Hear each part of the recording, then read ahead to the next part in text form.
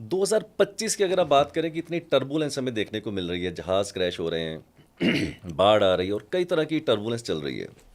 अगर मैं इसको न्यूमरोलॉजी के नज़रिए से देखूं, तो मैं तो हृदय से एक टीचर हूं, पढ़ाता हूं ये सब्जेक्ट। तो क्लास के अंदर जब मैं सब्जेक्ट पढ़ाता हूं, तो वहां हम जब नंबर 9 की बात करते हैं, नंबर 9 मतलब जैसे 2025 का अगर आप टोटल करें, ठीक। तो ये नंबर 9 के ऊपर आता है। और मैं बहुत ही साइंटिफिक दृष्टि से आपको समझाने की कोशिश करता हूँ। नंबर कितने हैं? 1 से लेकर 9, राइट? तो ये एक एपी साइकिल होता है 1 से लेकर 9 का, और 9 के बाद फिर दोबारा से 1 आ जाएगा।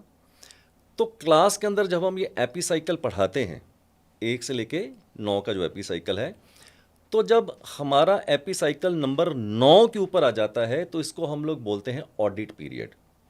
Number 9 is considered to be the audit period, और 9 नंबर किसका है? मंगल का पीरियड है। Now the question comes, what do you mean by audit period?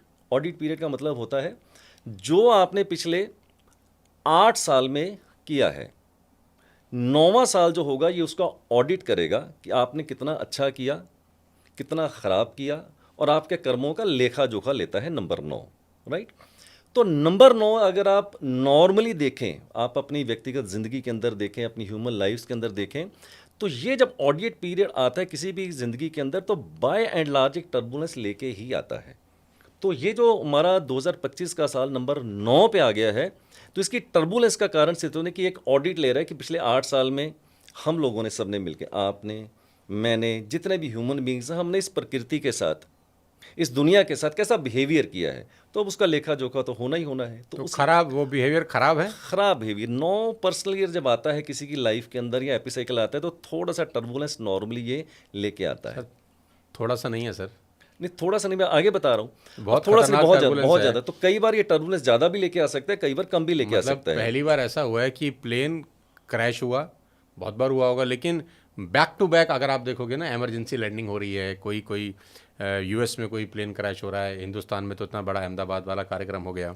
मतलब मैंने भी बहुत फ़्लाइट पकड़ी है अपने जीवन के अंदर।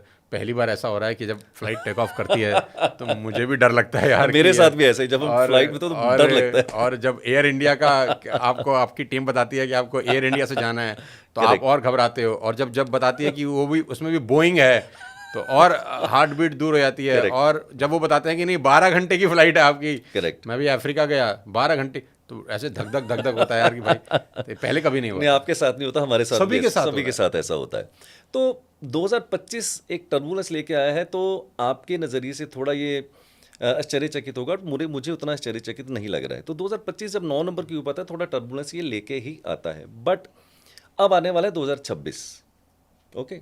तो 2026 का अगर आप टोटल करके देखो, 1 आएगा। वो नंबर 1 पे आ जाएगा। तो नंबर 1 क्या है? एक फ्रेश एनर्जी। नंबर 1 किसका है? सूर्य का नंबर है, सन का नंबर है, and the biggest source of energy in the planet, that is the sun. तो मैं ऐसा कह सकता हूं अपनी न्यूमरोलॉजी के आधार के ऊपर कि अगला साल जो होगा वो एक फ्रेश एनर्जी के साथ आएगा, फ्रेश होप्स के तो साथ अभी आएगा। ये जो 5 महीने बचे हुए हैं, नहीं, 5 महीने में बता दूं, मेरे हिसाब से जो टर्बुलेंस अभी हम आपके साथ जो पॉडकास्ट कर रहे हैं, अगस्त के महीने में करें, 12 अगस्त है आज। जी जी जी, तो मेरे हिसाब से ये जो टर्बुलेंस का समझ कि 95% टर्बुलेंस निकल चुकी है, only 5% may be here and there. And after October और November the things will definitely